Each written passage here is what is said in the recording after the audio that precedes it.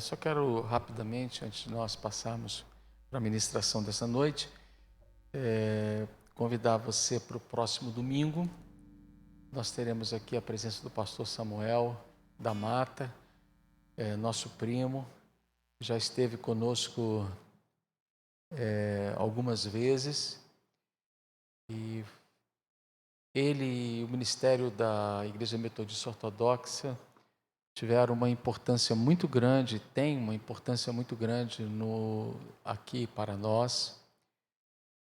Eles foram instrumentos nas mãos de Deus para nos emprestar um dinheiro que nos possibilitou retirar uma carta de crédito e que serviu para a construção deste lugar. E como nós estamos completando, como já falamos, já completamos 25 anos como igreja, eu convidei para estar conosco, porque é uma oportunidade de nós estarmos sendo mais uma vez abençoados por Ele. Ao final da reunião de hoje, nós estaremos então consagrando a Deus as nossas ofertas, e também nós estaremos orando pelas pessoas que se encontram enfermas. O pastor Ari já orou no início da reunião, mas nós queremos reiterar esse nosso clamor, essa nossa oração. Que Deus nos abençoe. André vai estar compartilhando conosco, e que nós estejamos atentos, irmãos, ao que o Espírito diz às igrejas. O Espírito Santo tem nos falado, o Espírito Santo tem ministrado os nossos corações, o Espírito Santo tem aberto os nossos olhos para entendermos o tempo que estamos vivendo. Amém, boa noite. Gostaria de começar orando. Não tem outro modo melhor para começar. Senhor Deus, sim, Pai. Queremos te pedir que o Senhor abra os nossos ouvidos para ouvir tua voz. Não para ouvir a minha, mas ouvir a tua, Senhor.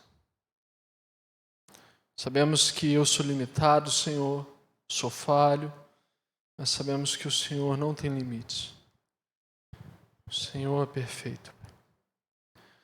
Venha falar a nós, mesmo mediante a nossa limitação, mesmo mediante as nossas dificuldades de compreensão e entendimento. Revela a tua palavra a nós para essa noite. Sim, te pedimos. Amém. Amém? Vamos fazer uma rápida recapitulação. Em Apocalipse 1, falamos sobre Cristo glorificado. Se você não lembra, se você perdeu alguma aula, estão todos no YouTube. Pode acessar.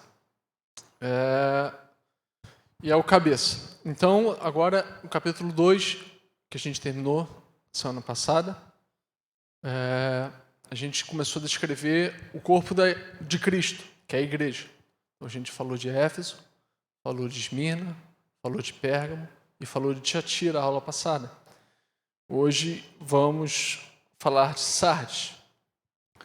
No contexto geral das igrejas, a gente percebe que em Éfeso, a igreja, Deus chama a atenção dela, algo marcante em Éfeso é que ela perde o primeiro amor. Então a igreja, como sendo a noiva de Cristo, perde esse primeiro amor.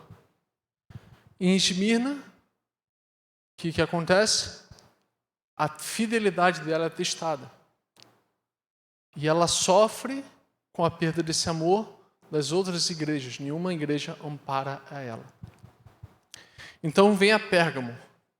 Diante da perda do amor em Éfeso, diante da fidelidade testada e exprimida em Esmirna, o mundo começa a aliciar Pérgamo. E a gente viu isso lá na aula 14. Então, obrigado, Daniel. Então, falamos sobre Tiatira, onde Tiatira, a igreja se casa, a igreja se prostitui com o Estado, a igreja se prostitui com os costumes pagãos. Então, chegamos a Sardes. Sardes significa, pode passar o slide, daqui a pouco a gente vai ler todo, mas Sardes significa retirados. retirados, aqueles que estão saindo, né? Aqueles que foram retirados. Então, nesse momento, a gente começa a entrar sob Sardes. A igreja começa a sair dos laços da prostituição que a igreja se meteu. Então, vamos ler todo o texto. E ao anjo da igreja que está em Sardes, escreve. Então, a igreja que está nesse período, a igreja que está nessa situação, também é uma igreja histórica que estava nessa cidade. Isto diz o que tem os 7 Espíritos de Deus e as 7 estrelas. Conheço as tuas obras, que tens o nome de que vives e estás morto. Sê vigilante e confirma o restante, que estava para morrer, porque não achei as tuas obras perfeitas diante de Deus. Lembra-te, pois, do que tens recebido e ouvido, e guarda-o, e arrepende-te. E, se não vigiares, virei sobre ti como um ladrão, e não saberás a que horas sobre ti virei. Mas também tens em Sardes algumas poucas pessoas que não contaminaram suas vestes, e comigo andarão de branco. Portanto, são dignas disso. O que vencer será vestido de vestes brancas, e de maneira nenhuma riscarei o seu nome do livro da vida. E confessarei o seu nome diante do meu Pai e diante dos seus anjos. Quem tem ouvidos, ouça o que o Espírito diz às igrejas. Então, essa é a carta que Jesus endereça através de João, que Jesus dita a João para a igreja de Sardes. Pode passar o slide.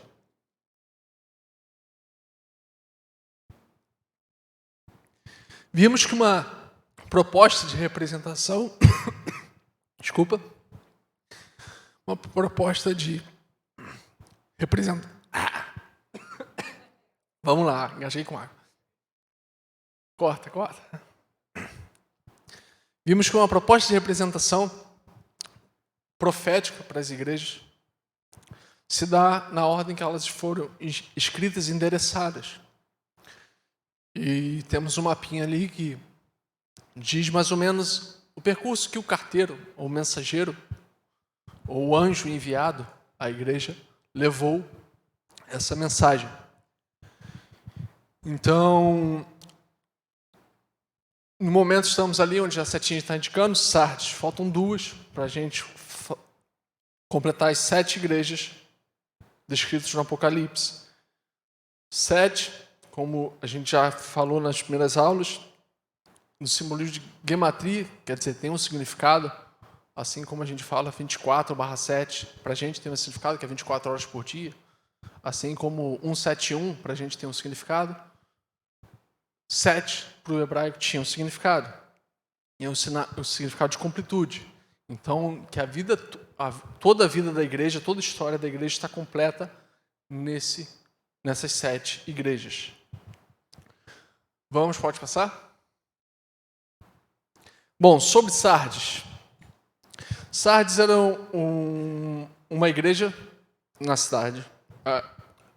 A igreja ficava em Sardes, mas Sardes era uma cidade que inicialmente era na fortaleza, que ficava escorada para aquelas montanhas ali.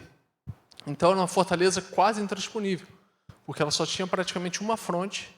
As montanhas tinham quase um precipício de 400 metros, né, desfiladeiro, e ela ficava simplesmente os muros altos e se defendia numa fronte. Então, os historiadores dizem que se tornou comum até dizer que era comparar invadir Sardes com uma coisa muito impossível. Tipo assim, Rafael, vou te pagar o que devo no dia que Sardes for invadida. Tipo assim, nunca. Uma coisa assim muito difícil. Então, essa era a cidade. Ela tentou várias coisas, ser o centro de várias coisas, mas não conseguiu. Ela tinha um templo inacabado a Artemis, que tentava competir com Éfeso, mas Éfeso era mais suntuoso, então era o centro. Ela tentou de outras formas ser um símbolo de um Deus representativo, mas a cidade era mais bélica mesmo. Tinha em suas fontes, como a gente pode ver no mapa anterior se quiser, tem um rio que corta e tinha um afluente ali que passava perto de Sardes, e esse afluente era rico em ouro, né? Então a cidade, de certa forma, tinha água, a cidade tinha acesso a ouro, e historicamente foi uma das primeiras cidades a cunhar uma moeda, a homenagem ao imperador romano, que reconstruiu ela, né? Porque a fortaleza de Sardes, o Sardes foi invadido 2 vezes. E nas 2 vezes aconteceu da mesma forma. Os inimigos tentaram sitiar ela, tentaram entrar por ela, não conseguiram, sitiaram a cidade. E um grupo, pelo lado do desfiladeiro, subiu e as pessoas não vigiaram, não se ligaram e entraram e abriram os portões. Então os inimigos entraram. As 2 vezes que Sardes foi invadido só foi por esse modo. Então numa delas Sardes ficou destruída e o imperador romano chegou lá, reconstruiu e fizeram uma moeda de ouro cunhada em sua homenagem. Então a divindade que os romanos, ou que os gregos adoravam lá, era Cibele, né? Mais ou menos que representava para eles a vida, a fertilidade, o ciclo da vida, tinha a natureza. Então, aparentemente, um amor pela vida, o que eles cultuavam muito.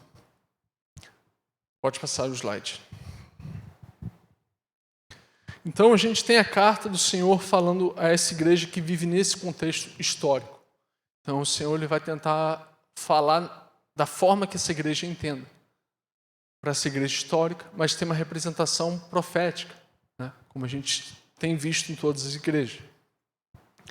E o primeiro versículo diz assim: e ao anjo da igreja em Sardes escreve: estas coisas diz aquele que tem os 7 Espíritos de Deus e as 7 estrelas. Primeiramente, a gente vai perceber que essa igreja, como a gente já leu, ela tem um problema das obras. Diferente das outras, que as obras são elogiadas, essa igreja não tem as obras perfeitas, tem as obras incompletas. Então, o Senhor se apresenta como aquele que é completo, aquele que tem o Espírito do Senhor. Então, como ali o texto de Isaías diz assim, a referência dos 7 Espíritos.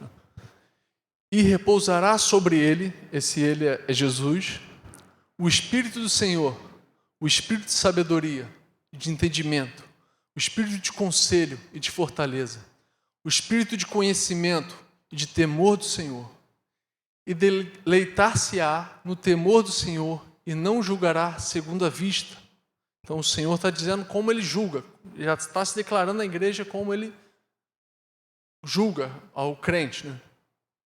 Não julgue segundo a vista dos seus olhos, nem repreenderá segundo o ouvir dos seus ouvidos, mas julgará com justiça aos pobres, repreenderá com equidade aos mansos da terra. Olha o que o Senhor está falando, ele vai repreender os mansos. Quem repreende os mansos? Só quem tem a justiça eterna. A gente repreende o tolo, a gente repreende o cara que é valente, o astuto, o iracundo, mas os mansos a gente geralmente passa pano. Mas o Senhor tem a justiça tão reta que ele repreende os mansos. E ferirá a terra com a vara da sua boca, vara simbolismo de correção. E com o sopro dos seus lábios matará o ímpio. Então, isso quando o Senhor se apresenta a essa igreja, ela está se referenciando a isso. Olha, sou eu que tenho essa plenitude, eu tenho essa capacidade, eu sou completo. Pode passar o slide. Então, ele também se apresenta aquele que tem as 7 estrelas. Como vimos, eu escrevi ali como memória, as 7 estrelas são os anjos das 7 igrejas. A gente percebe que em Éfeso, como representando a primeira igreja, a igreja lá de Éfeso tinha, por ser a maior igreja da época, tinha a falsa impressão que ela era a mãe das igrejas, né?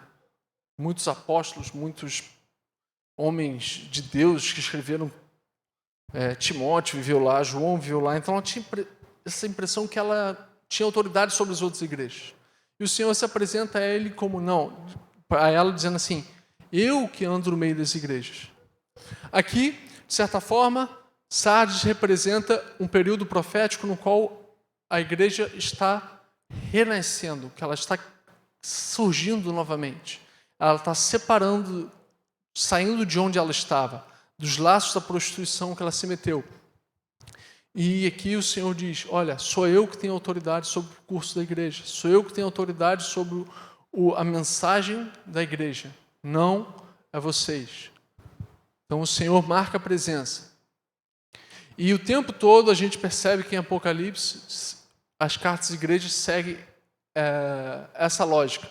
O Senhor está dizendo isso, que fica mais explícito, não é Apocalipse 1:20, é Isaías 45, 22. Ali está errado. Mas o tempo todo o Senhor está dizendo assim: olhai para mim e sereis salvos, vós, todas as termos da terra, porque eu sou Deus e não há outro. Por mim mesmo tenho jurado, já saiu da minha boca a palavra de justiça, e não tornará atrás, que diante de mim se dobrará todo o joelho, e por mim jurará toda a língua. Então é isso que o Senhor está colocando diante do povo das igrejas. Olhem para mim, como Paulo pregou alguns domingos atrás. O que o Senhor quer é que coloca diante da igreja é que Ele é a solução, e Ele coloca essa solução antes de apontar o problema. E isso é uma lógica que Ele segue em todas as igrejas. Alguma dúvida até aqui? Desculpa, estou sendo rápido demais.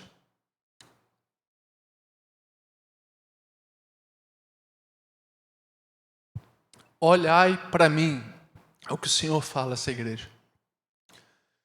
Pode passar o slide.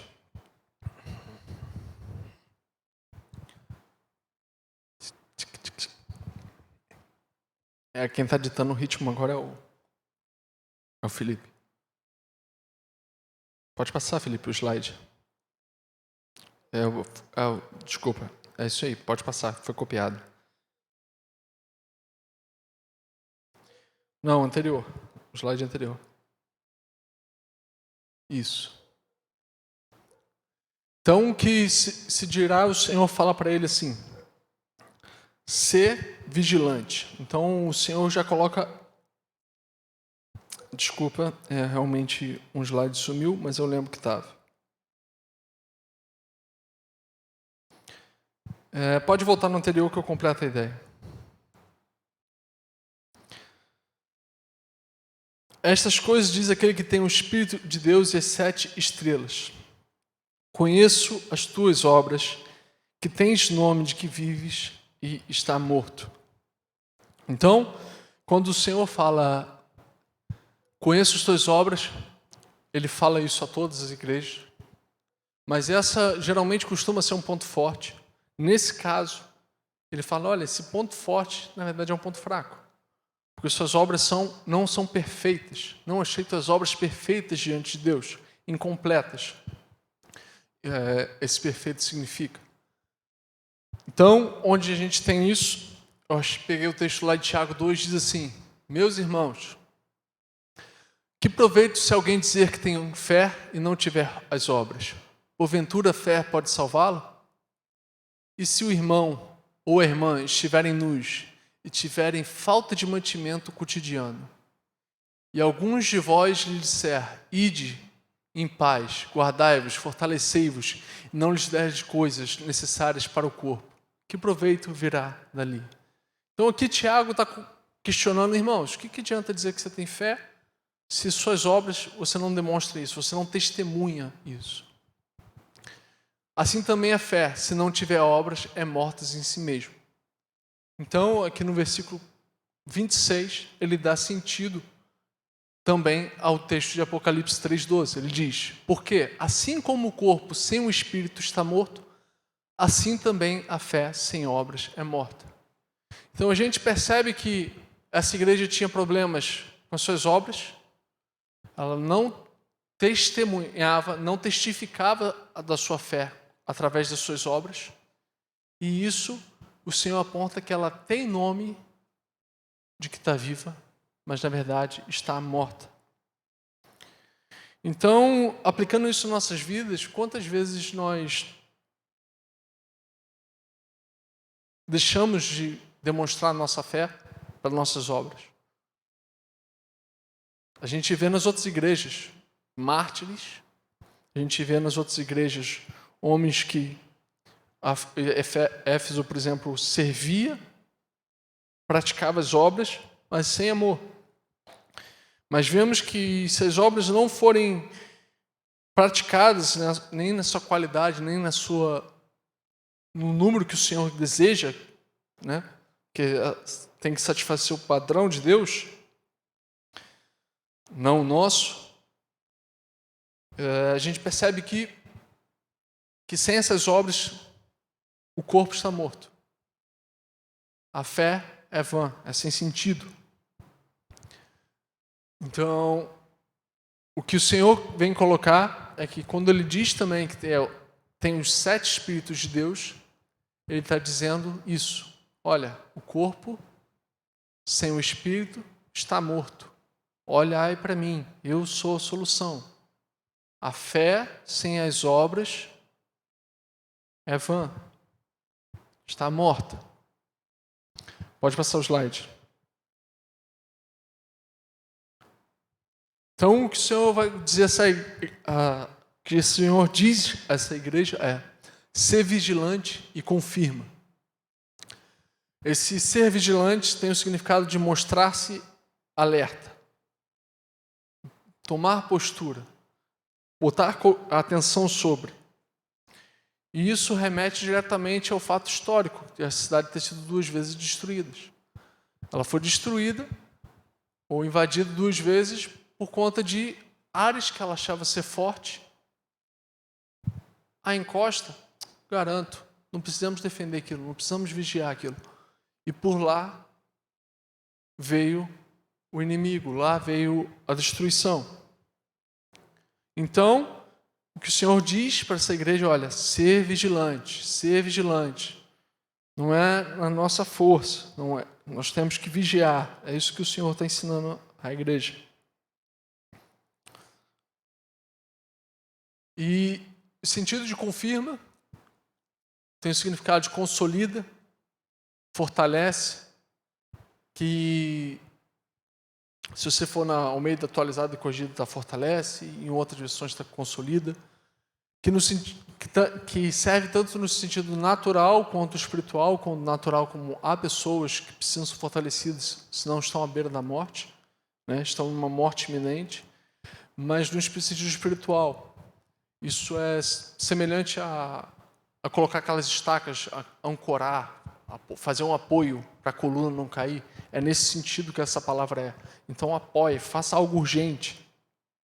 É isso que o Senhor coloca como 2 imperativos essa igreja. Ele manda fazer isso. Ser vigilante e fortalecer o que está para morrer. Então ele completa, porque não achei as tuas obras perfeitas diante de Deus.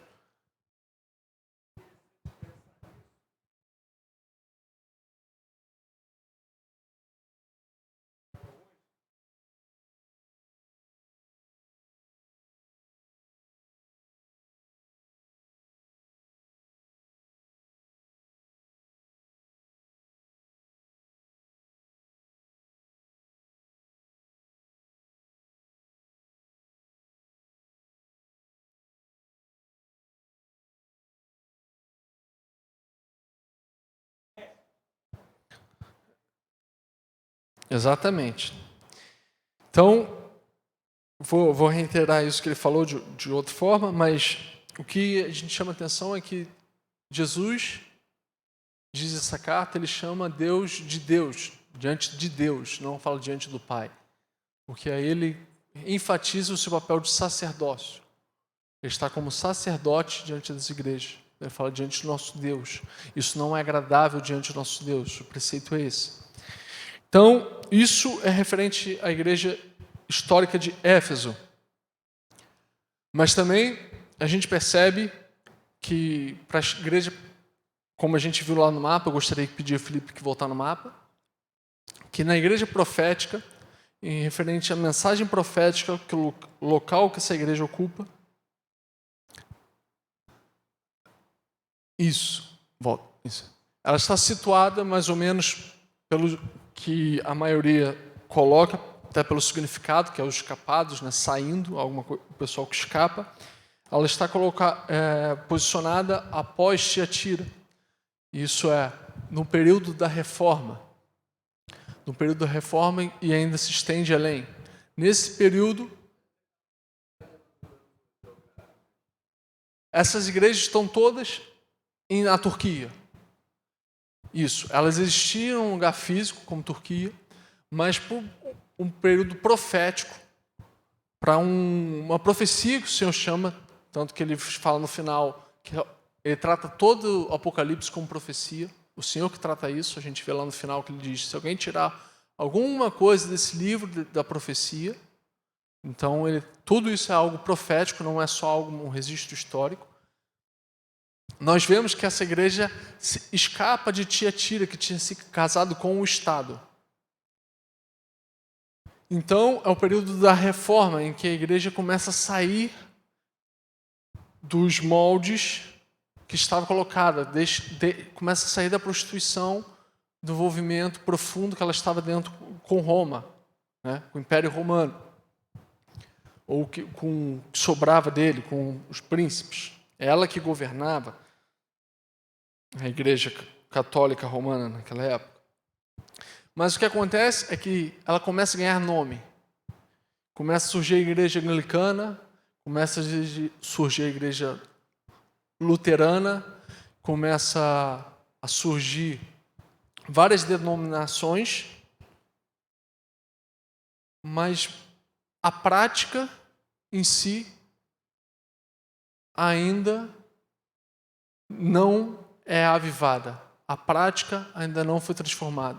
Ela tem o nome de que vive, mas a anglicana é casada com o Estado da Inglaterra. Luterana serve ao governo na região. Você percebe que a reforma tem o seu valor de dar o início da partida da separação, a volta da igreja ao Senhor. Separar do Estado, sair do paganismo, mas muitas coisas ainda continuam dentro dela. E isso tem um paralelo semelhante quando Israel sai do Egito. O Senhor começa a tirar Israel do Egito, mas muita coisa do Egito ainda está dentro dele. Então a igreja nesse período tem o nome de quem vive, tem o nome de quem faz ações, mas ainda tem muita prática. Há Inquisição protestante, há irmãos perseguindo outros, há irmãos que queimavam outras pessoas por dizerem que é herege. Na Suíça, eu tive lá o Zwingli, o pessoal lá que afundava mesmo, amarrava os anabatistas e jogavam no rio. Outros irmãos pegavam fogo, eram queimados. Por quê? Porque, por exemplo, os anabatistas eram aqueles que pregavam o batismo por aceitação, não aqueles que simplesmente eram batismo por nascimento. Mas acontece que se um Estado é protestante ou se um Estado é católico, ele ganha indulgência, ele recebe tributos para a criança ser batizada, a igreja recebe algo para a criança ser batizada, o registro é ali. Então, o que acontece? Com a não necessidade de um batismo obrigatório quando criança, o Estado deixa de ter esse controle. Então, os anabatistas vêm lutando contra algumas ordens do Estado, e não somente os anabatistas, mas outros. E com isso é perseguido tanto pelos católicos quanto os protestantes. Então, essa igreja, a igreja do surgimento do protestantismo, ainda tem muita coisa a ser transformada. Que isso a gente vai ver na próxima aula, que só vem diante da Filadélfia, do avivamento, do sopro que o Senhor traz sobre a igreja.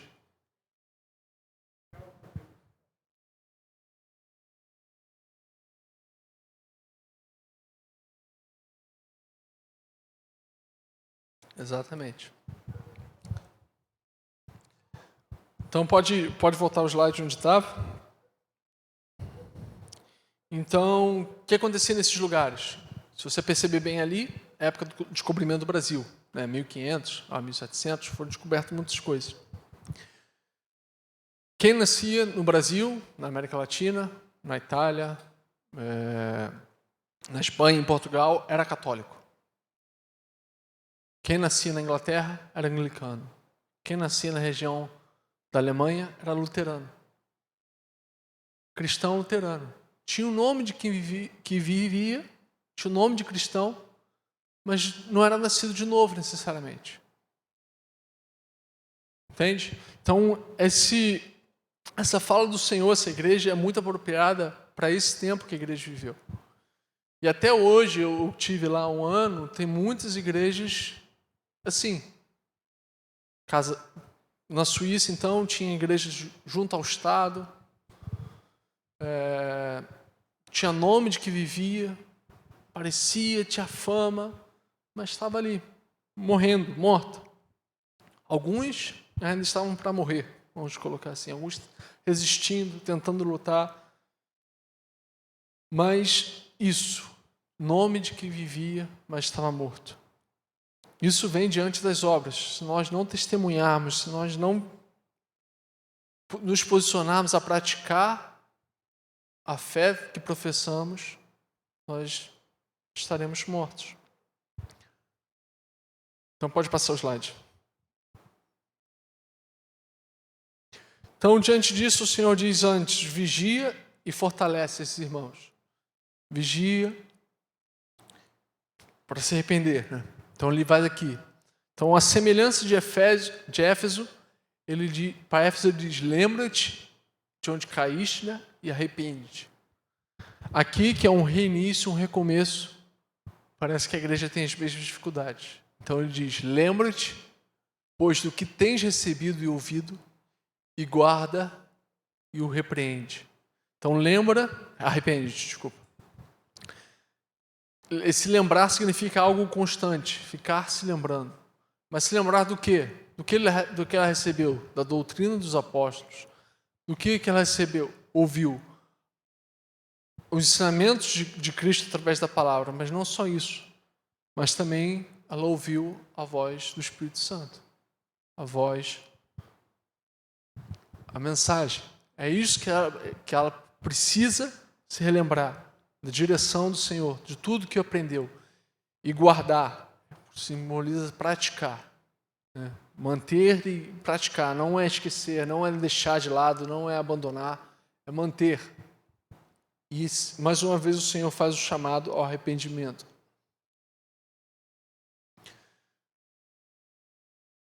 Vamos continuar. O ser vigilante, aí o Senhor reafirma a necessidade de vigilância. O incrível é que a Sardes é invadida 2 vezes por não estar vigilante. E aqui o Senhor fala 2 vezes, seja vigilante. Então o Senhor reafirma, confirma. Né? E aí confirma, a gente já viu, fortalece o restante que estava para morrer, porque não aceita as obras perfeitas diante de Deus. Pode passar o slide. Alguma dúvida até aqui? Algum complemento? Alguém quer contribuir mais um pouco?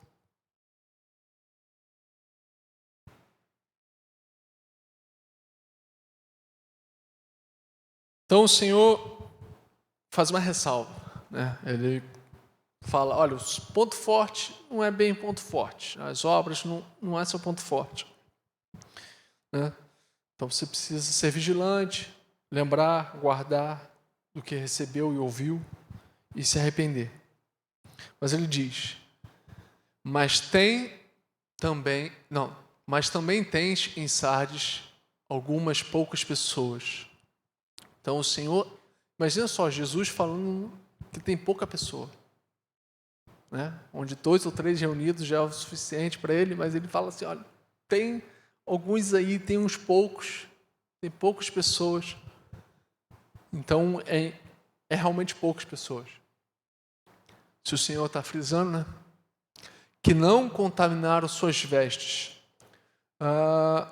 Sardes também tinha uma indústria de lã e fazia lã, fazia roupas, né? Esse que não contaminaram suas vestes tem a ver com não lavadas. O simbolismo é esse. Não foram lavadas. Então, no caso, não contaminar suas vestes tem a ver com não ser lavadas, né? Então, o que o Senhor está dizendo aí é que tem poucas pessoas que lavaram suas vestes, né? Não é que não se contaminaram, é que lavaram suas vestes. E comigo andarão de branco, porquanto são dignas disso. Olha só que honra o pessoal dessa igreja tem. Primeiramente, é um convite para andar com o Senhor. E de branco. E a gente pode ver o simbolismo do branco no próximo slide. Achei que estava nesse, mas está no próximo.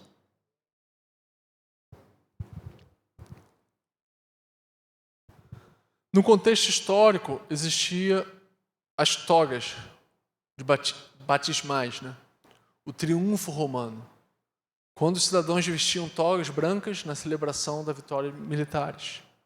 Então tinha vitórias militares, eles saíam, vestiam branco, mostrando que venceram a batalha, festejando. Um cortejo. Então, para essa igreja, quando o Senhor fala que comigo andarão de branco, simboliza diretamente para essa igreja histórica, simboliza que, olha, vocês estarão no meu cortejo da vitória. Vocês estarão junto comigo no cortejo da vitória. E branco tem um significado, sim, não apenas de pureza, mas também de vitória, santidade, glória e celebração. E muito propício para a mensagem que a reforma pregou, que é a justificação pela fé. Não mais para o esforço, não mais por indulgência, não mais por mais justificação pela fé. Alguém quer completar mais uma coisa? Vi que o Paulo se coçou ali.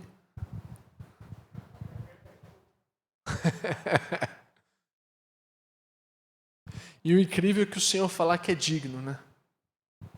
Imagina que aqueles irmãos estão falando, nossa, Senhor, eu sou tão pecador. E o Senhor fala assim, não, vocês são dignas disso. Dignas de andar comigo de branco. Que vieram e lavaram suas vestes no sangue do Cordeiro. E não somente isso, o Senhor tem mais honra para os vencedores dessa igreja. Pode passar. E o que vencer será vestido de vestes brancas. Aqui o Senhor enfatiza, mas não só enfatiza, como ele remete também muitas vezes à figura do casamento. Que a noiva é vestida de uma veste branca. Ela projeta isso para o futuro. Vocês não só andarão comigo como aqueles que vencem. Vocês casarão comigo, né? Nesse sentido. De maneira nenhuma riscarei o seu nome do livro da vida. Então o Senhor diz, está firmado, está diante de mim. O seu nome estará perpetuamente diante de mim. E confessarei o seu nome diante do meu Pai e diante dos seus anjos. Olha a honra. Eu fico abismado porque eu olho para mim assim, quem sou eu? Tipo assim. E imagino os irmãos, os que foram fiéis naquela época, ou os que são fiéis hoje na igreja de Sardes, que ainda hoje se apresentam, que às vezes são esquecidos, são minorias, são poucos, não são reconhecidos, não são ouvidos. E o Senhor dá uma tamanha honra de confessar o nome dele diante de Deus, de fazer menção do nosso nome diante do Senhor. E isso é uma honra, tipo assim, que eu não consigo dimensionar, porque nós tão miseráveis, tão pecadores. temos o nome reconhecido diante daquele Todo-Poderoso. E por aquele que é Todo-Poderoso. Então, o livro da vida, a gente pode abrir. A gente está conversando com o Paulo antes, ele deu ideia. Se esse vídeo tiver 500 likes, a gente pode criar uma aula só sobre os livros. Os livros, o livro da vida, o livro celeste, o livro das obras. A gente pode fazer isso. Então, corre lá, dá o like. 500 likes, compartilha. Porque aí a gente adianta esse pouquinho, né? Contém tantos nomes quanto as obras de todos aqueles que afirmam submissão a Cristo, mas somente aqueles que permanecem fiéis continuam ali. Porque o Senhor diz que eu não riscarei. Se ele diz não riscarei, supostamente ele tem autoridade para riscar. Supostamente não, ele tem. Bom,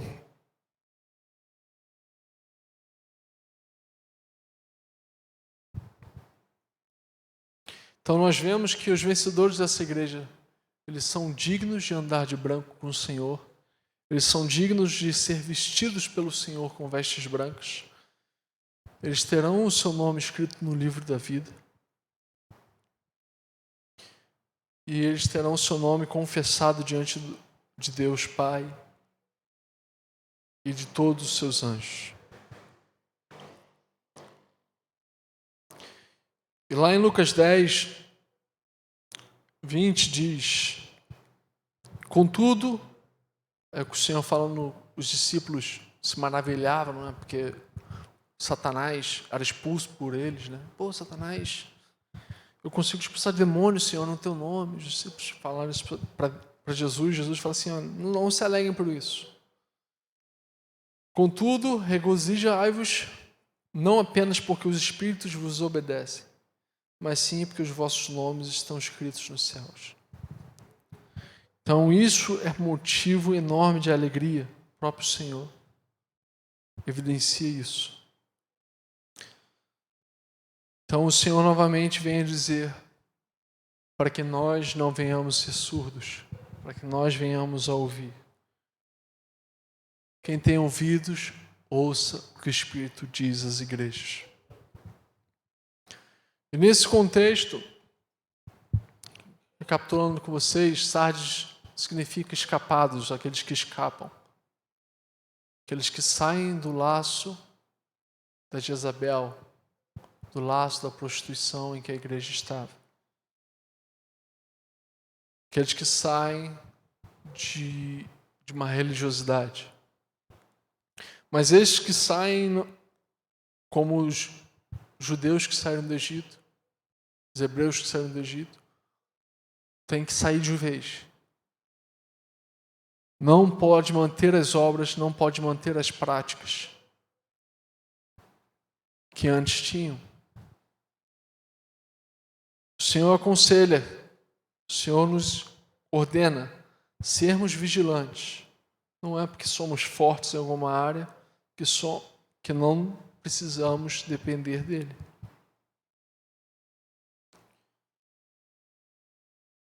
O Senhor diz a essa igreja para fortalecer uns aos outros, aqueles que estavam para morrer, pessoas que estavam não morrer somente natural, mas espiritualmente.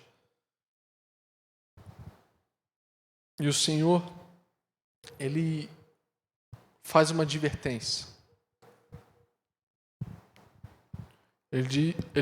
A gente leu já no versículo, deixa eu olhar aqui nas anotações, 3.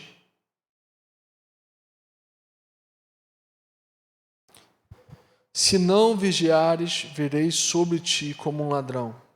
Isso aí a gente já viu que como ladrão simboliza, o próprio Senhor complementa no versículo de forma inesperada, como nas 2 vezes que invadiram a cidade. E não saberás a hora que virei sobre ti. Isso que o Senhor diz. Então o Senhor já coloca uma sentença diante dessa igreja. se ela não vigiar, o Senhor viria sobre ela. Então, o desafio dessa igreja é ter as vestes lavadas no sangue do Cordeiro. É não se contaminar. Mas é um desafio de vigiar e de olhar para Ele. Porque Ele tem os 7 Espíritos de Deus. Ele tem o sopro de vida. Contextualizando o último slide. É o próximo slide, no caso. Coloquei umas perguntas autorreflexivas para nos avaliarmos nessa noite. Tenho eu praticado as obras que testificam a fé que professo? Ou a fé que eu tenho estado morta? Tenho eu sido vigilante? Há morte em mim em alguma área que eu tenho fama, que eu tenho nome de que vive? Que eu mostro a todos, que todos acham que eu estou vivo naquela área, mas há morte em mim? Porque o Senhor, como nós vimos, que tem os 7 Espíritos de Deus, Ele é aquele que julga não segundo a vista humana, nem de acordo com o que houve. Então, essas são as reflexões nessa noite. De uma igreja que está morrendo, ou uma igreja que está morta, porque deixou de praticar as obras, está morta porque as obras são imperfeitas, são obras que foram reprovadas pelo Senhor. Mas há uns poucos que estão morrendo, mas que o Senhor quer fortalecer. Amém? Pastor Ari, quer completar mais alguma coisa? Sempre quer. Então vamos orar. Senhor Deus, vivemos num mundo cheio de religião, de religiões, um mundo que tenta nos aliciar como fez a Pérgamo,